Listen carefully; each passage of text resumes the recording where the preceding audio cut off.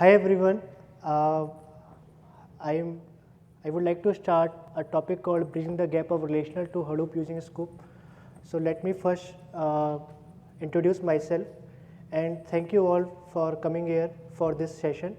So my name is Shashank Tandon. I am working in Expedia in the EW group. And I have been part of this group from last 2 years. And what we do is we part of a big data team where we try to solve many problems in the field of big data for many customers who are in Expedia. So Hello everyone, myself Kopal Niranjan. I have been part of Expedia since last 1 year and I've worked on projects like Scoop, and currently I'm working on a project named Hadoop User Monitoring, where we monitor Hadoop jobs running on the cluster to check the health of the cluster at any given point of time. So let me introduce a topic called bridging the gap of relational to Hadoop using Scoop at Expedia. So when we talk about any relational world and what gap we are bridging it. So in terms of relational world, your data is structured in a RDMS and you want to push the data into your Hadoop and you create Hive table on top of it to do any analytics or to run any queries on your Hadoop side.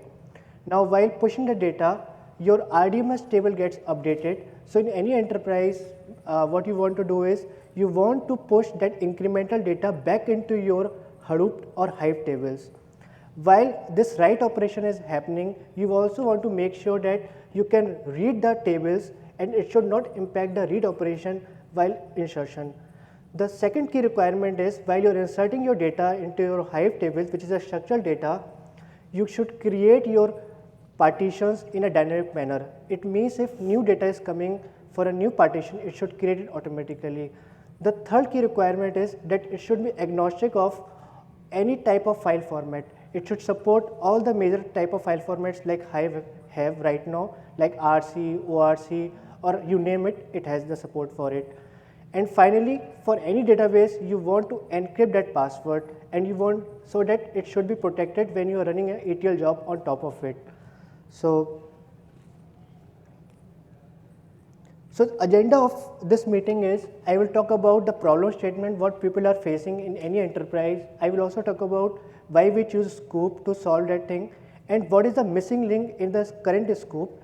So we talk about the enhancement that we have done. We will also talk about a new cool tool called Hive Merge. This tool does it all. So in any single step, your merge will happen on your Hive table. My colleague will also explain you the whole data synchronization with this tool. The other thing is we will give you a demo in the end. What is demo is whatever the features we are talking about in a single demo, we will show you all these features. So I was talking about the data synchronization. Let's see in a complete case how this actually happens is. So suppose you have a RDMS table, you push the data into your Hive table. Now again your data gets updated into your RDMS table. You want that incremental data to be pushed back into the Hive table. This whole scenario is known as data synchronization, and I am sure that most of the organizations are having this requirement to synchronize the data on a regular basis. Now that was the broad term of data synchronization. What is the key ingredient when you are actually synchronizing your data? So the key ingredient when you synchronize the data is that the data volume that we are talking about isn't huge because you are pushing all the data of your RDMS into the Hadoop side. The second key requirement that we have is that while pushing the data, it should create your partition on the fly. That means you want to create your partitions on Hive dynamically. The third thing is when you are merging the tables, the new data into your original Hive table, this should merge in parallel. This should merge the old data set and it should also insert the new data set. And finally, it should support a composite primary key of a table because most of the RDMS table having a composite primary key. So the first thing that we thought is like we should choose a tool called Scoop. Scoop is a very well-known tool. People are already using it. So we choose it for the bulk transfer of data from RDMS to here. Since it's open source, so we can get all the latest features of what is happening in terms of Hive, file format, anything into Scoop. The cool thing about it, it supports all kind of database, you name it, it supported, like Teradata, DB2, SQL Server, MySQL, it's supported. So we choose the Scoop, but there are certain things which are still missing into Scoop while we choose it. So let me talk about a very key ingredient that we have added or key functionality that we have added into Scoop. This feature is known as Hive Merge.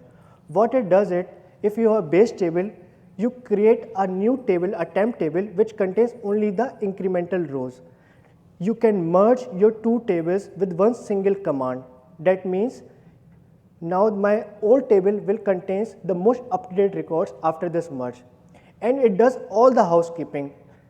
What does it mean by housekeeping? It means whatever the temporary table you have created for the incremental record, it will delete it. You have the flexibility of retaining it if you want it, but in general sense, we delete it. It supports most of the file formats like RC, ORC, so it's agnostic of file formats.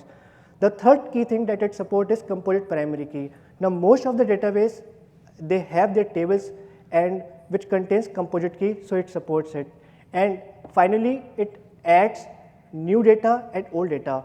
So this Hive Merge works on the concept of partitioning. So what it does it figure out the data which you are updating it, what all partitions it are affecting. So it figure out the old partitions and new partitions. So my colleague will explain you the whole concept when she will walk through the Hive Merge thing. The question, do we have a question? It is in the lid, in the end. Now, while working on this, when I'm talking about that, it works on the concept of partitioning. So there are some key ingredients that was missing still in the Scoop. That is that we added functionality called dynamic partition in Scoop on the fly. That means that it will create Hive tables and it also create the dynamic partition on the fly. It now also support the file format, the partition format in the dynamic case. Now, what do you mean by partition? I mean partition format. Suppose your column is date, time or timestamp. So you can have your format like year, month or any format you specify, it supports it. It also now supports Hive external table. This is the key thing that was missing in Scoop, where right now it only supports managed table, but most of the teams or business teams want the data to be reside in their directory and not in a managed table. I will explain it further in the next slides. And finally, it supports the compression like Snappy. This Snappy compression is already there in Scoop, but it was not there with the H catalog thing. Now, I was talking about H catalog earlier. What is this H catalog is? H catalog is just a Java wrapper on top of Hive, which is created by Hortonworks. So in the field of Hive, whatever the new functionality is added in Scoop, they are being added into the H catalog thing. So we have also added new features with the support of H catalog. So I will walk through the first feature that we have added is the Hive external table in Scoop. Now first let me give you a difference between managed table and external table. In case of managed table, you can clearly see that the data and the meta information is tightly coupled with Metastore. That means if you drop your table, your data will also lost. And also all the data reside in one location. So I mean it will be very difficult to manage if your all data reside in one single location. Now in case of external table, the meta information is coupled with Metastore, but data you can push it anywhere you want it. So many business teams, they have a requirement that they want the data to be in their folder and not a common folder. So how we have added this functionality? So in current Scoop, what will happen is if you run a command like this and you specify in the end H catalog table. So H catalog table is nothing but a Hive table. In this case, what will happen is it will create I will show you what will happen after this command. So it will create a managed table. You can clearly see the table has created a managed table. Now what we have added on top of it? So we have added two very simple switches. I mean it's very self-understanding. In this case, you will just use -H catalog external table. That means the table that has created will be external table, and the target directory. Target directory is a directory where you want your data to be pushed. Now what will happen if I run this command? If I run this command, you can clearly see that the table type is now external table and the directory is the same where you want it. If you do not specify a directory in it, it will ask it throwing error that please specify the target directory where you want your external table to be. Yes. So I was talking about that Hive merge was working on the partition concept and all those things. So first talk about the dynamic partition with Edge catalog. So in this case, the dynamic partition in Hive is that if your column is in the table RDMS and you want some unique, based on that unique values, your Hive table should have partitions in Hive, and it should create these partitions on the fly. This is called dynamic partitioning. Now in current scope, what happens is it supports static partitioning. So what will happen is, suppose you have 5 unique values in your RDMS, the only way is you have to run your command multiple times. There is other way also that your table should be created before and then it can create it. The only problem is that you have to first create a DDL. That means if you have a table which contains more than 100 or 200 columns, you have to create a DDL first. So the managing of this DDL first and then pushing data after it become difficult. Now what we have done is, with one scoop command, it figure out what all unique values are there in the table in RDMS, and it will do it by itself. So you can clearly see out of that is like you are running 5 commands and now you are running a single command. Now how we are doing it? So in the current scope, the way to specify a partition value and a partition key is like this: Edge catalog partition key and Edge catalog partition value. What will happen after running this command? So it will create one single partition in the current scope, and you can clearly see even the format is like something which is like not readable. Yes. So while working on this, like we have the tables which have more than 200 partition. We found that this way is a very difficult way. I mean, in terms of enterprise, I mean, it's a very difficult manner to do it. And there is no way where I can specify the format I want for my date column. So what we have added is, we have added a very simple switch. This switch is known as Edge catalog dynamic partition keys. If I specify this switch, what it will does it will create partition on the fly. With one single command, it will create for all the partitions. And this works with current static partition key of scope. So we have kept that feature as well, so that if user want to use this switch, they can use this switch alongside with that switch. Now what will happen after it? See, for these many partitions, I have run one single command. I mean, there are more than 10 or 20 partitions. I was talking about the format. Now this format is very useful in a case where your partition column is kind of a date and you want it that format should be month, year, date, or any Java simple format supports it. Yes, so I was talking about that column data is a timestamp column, but since I specify the format, it is now in the date thing. I need to do nothing but specify one single switch, that's it. Another key feature that we have added is in the scope is a password encryption metastore. So first let me tell you about what is job and metastore in terms of scope. So if you want to run your scope command again and again, scope give a functionality called job, where if you first create your job and then you can run it by simply specifying scoop job and job name. It saves this parameter of job in a metastore, which is kind of a database where it is saving it.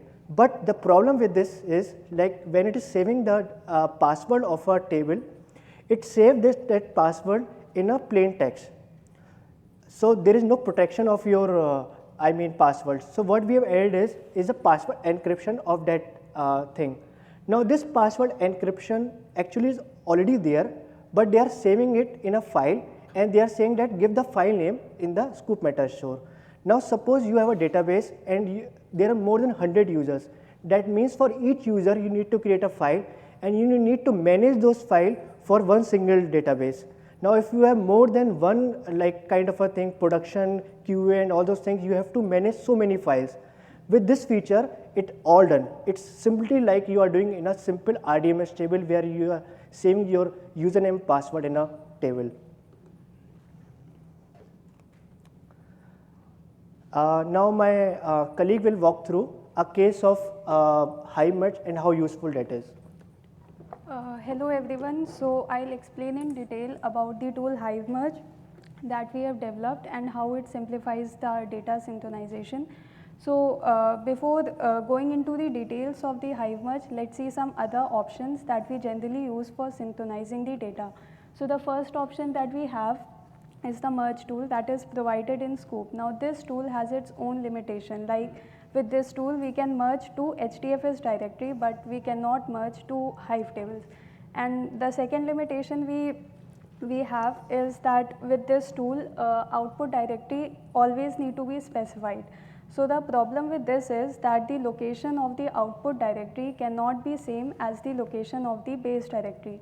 And then we have a third limitation, that with this merge can only be performed based on a single column. But generally tables in RDBMS, they have like multiple keys as primary key. And then the last limitation we have is that suppose you have a partition table and you want to merge it with another partition table. Then for each partition you need to then separate Scoop merge jobs. And then we have also one another solution that is generally used. So what we do in this is that we first import record from our base table to our HDFS directory, and then after my base table has been updated, we import the increment to another HDFS directory. Then we create a Hive external table on top of this directory and then create a view that will combine the record from both of the Hive table. So after the view is created, now my view contains the most up-to-date set of record. So this method is okay when you have like less number of table, but consider the scenario when you have like more than 1000 of table, then this method is not practical, because for each table you need to create explicitly two Hive tables and one view. So we need a solution that is much better than both of these two solutions. So now let's see the solution Hive merge that we have developed. So the first step in Hive merge that we do is we import our base table from our RDBMS into Hive.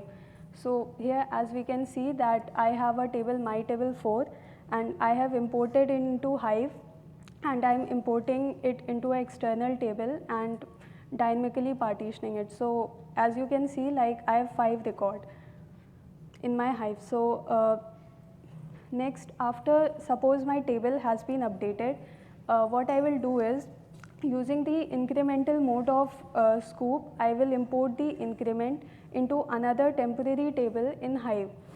So after running this command, like I have 2 records. So here the record with ID 1 has been updated and there is a new record with ID 6. Now I want to merge both these records into my original base table. So all this merging can be done with a single Hive merge command. So the arguments that we use in this Hive merge are pretty straightforward. Like this switch Hive table, here we specify the name of the table, that is my base table, and here the Hive updates table, it is the table that contain my increments, and then here I specify my merge key. So if you want, you can give a single key, or if you want, you can give multiple keys. So here as you can see the output, both this record 1 and record 6 are now merged. Now record 1 is updated and now there is a new record with ID 6. So you can see that how simply it has done the merging. Now the good thing about Hive merge is that while doing the merge, it creates a lock on that table. So suppose while it is doing the merge, there is another process comes that want to merge on the same table, then it will be made to wait. And after the merging is complete, the lock is released. Now consider another scenario when merge is going on a table and a request for read operation come, then that read request is not stopped. That means while the merge is happening on my table can be queried. Now consider another scenario when during the merge process, the process fails, that is the merge fails. Then in that case, my table will be restored back as to what it was before the merge happened on it. So these are the performance metrics of the Hive merge tool. So here we can see that when my base table size was about nearly 10 million record and update table size is of 1 million record, then time taken is approximately 5 minutes. So these metrics were taken on a test cluster, and the test cluster had only like 1 or 2 nodes. That means in a production cluster where there will be large number of nodes, the time taken will be actually very less as compared to this. In our production cluster at Expedia, the time taken was less than a minute. The other thing that I want to mention in the same matrix is, if you compare the first row and the last row, in the last row, the number of new partition are 17, and in case of first row, there was no new partition. In a real environment, you have more number of new data and very less update. In that case, you can clearly see the time taken is 20% of the case of a update case. So this tool works really fast in terms of when your data is like there are more insertion rather than update. But we support both case of update and insertion. So besides these enhancements, we have done a lot of enhancements in Scoop, but due to time limitation, we will only walk through a few. So like these are the few major enhancements: encrypting password in Scoop Metastore, providing support for the data type varchar or char in Teradata, providing support for current timestamp in Teradata, fixing the transaction timeout bug which used to occur when running Scoop job in incremental mode, and providing support for snappy compression in H catalog. So for every enhancement, we have submitted the patches in the Scoop Jira. So if you want, you can go to the Scoop Jira board and download the patch, review the patch, and play around with all the features that we have developed. So now let's see our demo video, which showcases all the features that we have discussed just now. Yeah. So,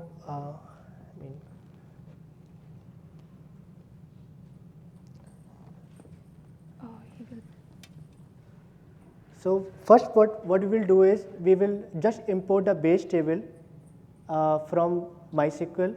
So let's say MySQL table contains 4 rows. So let me show you, let's say my table name is booking data, it contains 4 rows. Now what we'll do is, in case of Scoop, we just with a simple command, we import the data. Once I imported the data, let me see how my data looks. So it has retrieved the 4 records. Now I will see my data in my Hive table.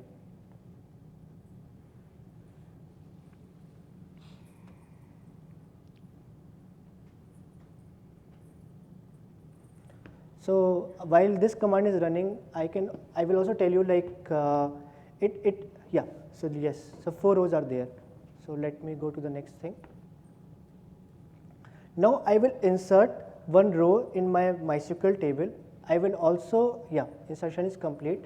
I will also update 1 row in my table. Now, after this thing, I will check, compare it with my original set. So you can see now there are 5 rows, and the first row is also affected, where I am also updating the last book date, which is my update time. Now I will import only those rows which are new using this scoop command, which is the incremental mode. Yes, it is finished. Now let me see my data.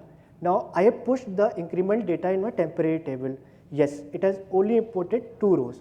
Now I want to merge this set with the earlier set. In a real world scenario, I will also only import the temporary table on daily basis, because my base table will create only once. Now this is like I am running the hive merge command. What will happen after if I run the hive merge command?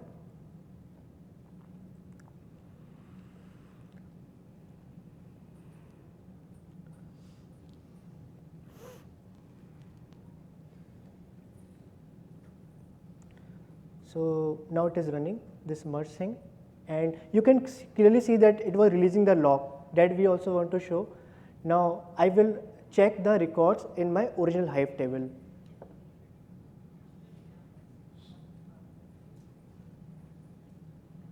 Yes, it is done. I mean, there are 5 rows now. My new row also inserted and my old row also updated.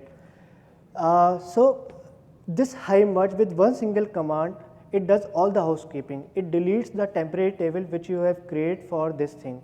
So in a scenario where you want to sync your data on a daily basis, you have to actually run only 2 commands. One is the creation of temporary table for the new rows for the incremental data, and the second is the hive merge, and it does all for you. And Another good thing about HiveMerge is that it figure out what file format you are dealing with. So suppose your base table format and your that table, temporary table format is different, it's throw an error saying that the file formats are not matching.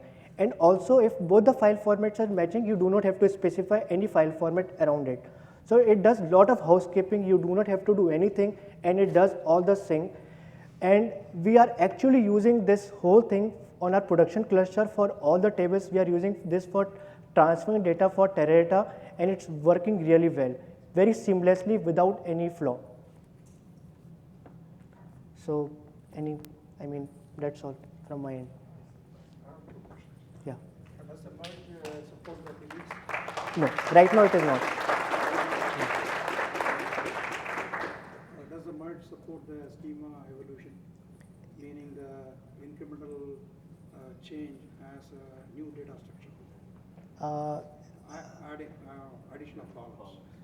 yeah, Does Yeah. merge support? yeah. I see.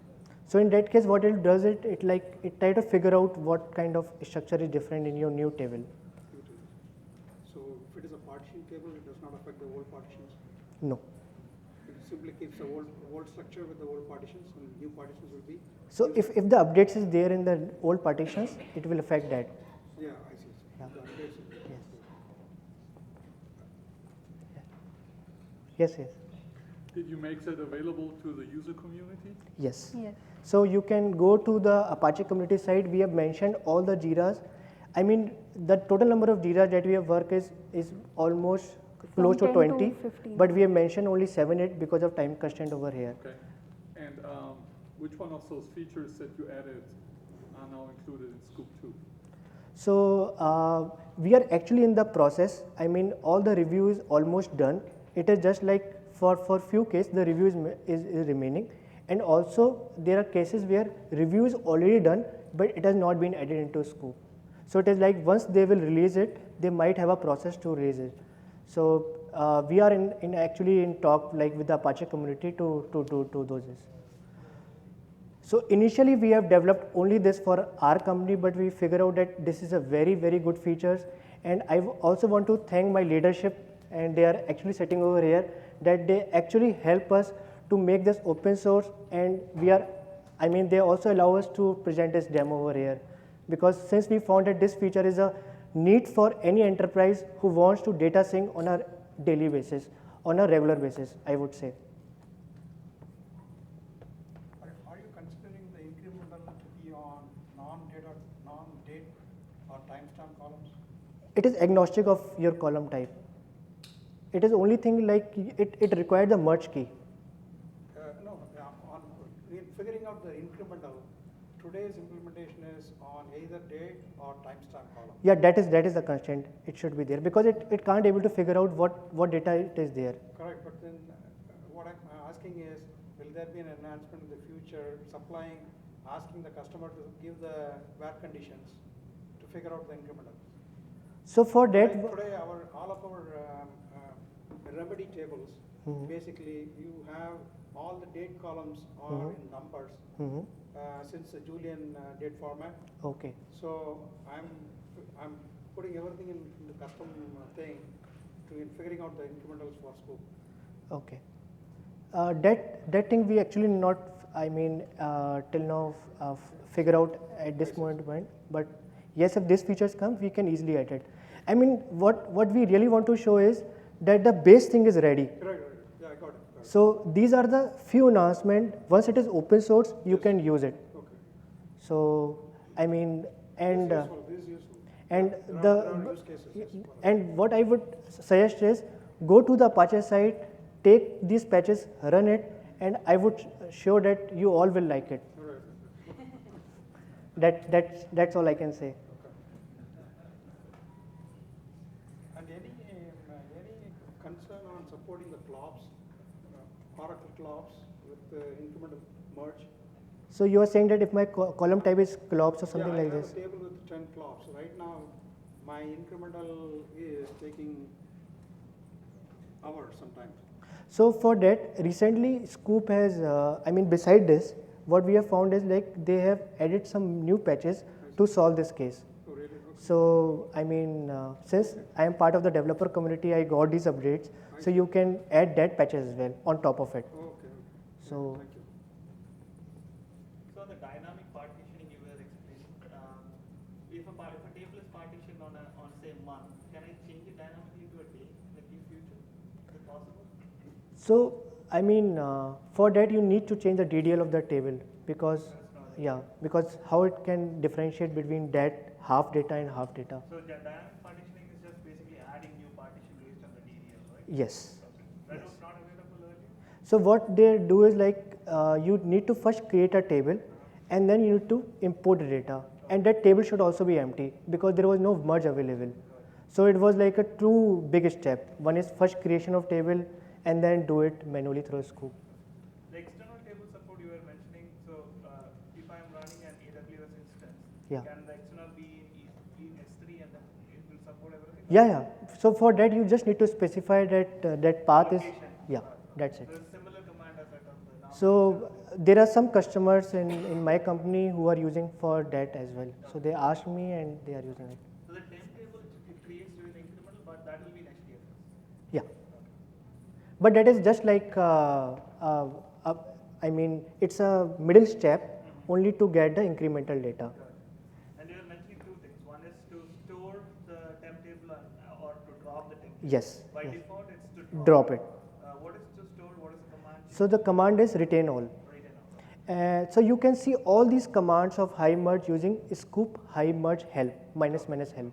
So you can see list. I mean, there will be so many commands that it will mention. So in the high merge, you are actually not doing any scoop activities, right? Going to relational database or anything like that. No. It's just contained within high merge. Yeah. So why did you think of adding that flag into the scoop list of flags? Uh, Hive something, an extension to Hive. Actually, this is like we figure out that people are asking it outside Scoop as well. We initially did it because we were transferring the data from Scoop and not through Hive. So we want to implement that thing in Hive, but it is like since we are calling it through MapReduce programs, so it is like I mean we can have a separate feature altogether from it. But right now we have added it into Scoop. And is there a way to change the map art to say different application like a Spark? Is it possible from the Hive merge? So I have been. I mean, I am coming this summit second time. Last time I've also figured out this case. So what they are doing is, in case this is the Scoop 1 which we are implementing. In case of Scoop 2, you can have your own connector. So for the Spark thing, you can have your own Spark connector for it. But we have not leveraged the Spark thing over here. But it is something which we should look for in future? Maybe yes. So for Teradata, are you using like the native Teradata connector TDSC or? So my colleague had mentioned like there was like we have added some new features for Bearcat support, character support, current timestamp support. So earlier we were using TDSCH thing. So Scoop has a connector for TDCH. Now we have added all this support in the JDBC thing. So there is no connector. In case of TDCH, the problem is Scoop is just a command. The underlying code that runs is a TDCH code for the Teradata. Now it runs a similar way what it does for any database, and it's working pretty good in terms of import for a Teradata. And I can give you the numbers because I have that numbers. So for 100 million rows for Teradata thing, it is like taking less than 9 minutes or maybe less than that. No, so we did a benchmark of like a terabyte, 1 terabyte compress it on Teradata. Yeah. And on like a 65 node cluster or 67 node cluster, I did like 2 hours 40 minutes for 1 terabyte of compressed data on Teradata. Okay. But that was with TDLC. Okay. With JDBC, it was a lot slower. So with this case, we have actually have comparison. I have not bring that slide, but we figure out that the JDBC thing is working much faster than the TDCS thing for the import case, not the export case. Yeah, just I'm talking about the import. Yeah, this is running pretty fast. Okay. What is the maximum volume or maximum column you have? We have tested more than 300 columns. 300 columns, what the volume you have tested? Maybe I would say more than 500 million rows. And what is the incremental change you get? I guess. Just to understand how much, how efficient it is. So this is right now working on a daily basis on a production cluster, and till now we have never faced any issue with this tool. And since Expedia has a huge volume, I would say that on a daily basis, since the concept is fact and dim, so the fact table has a rows, update rows, new rows on a daily basis. We have never faced any issue with this. I guess the time is. Thank you.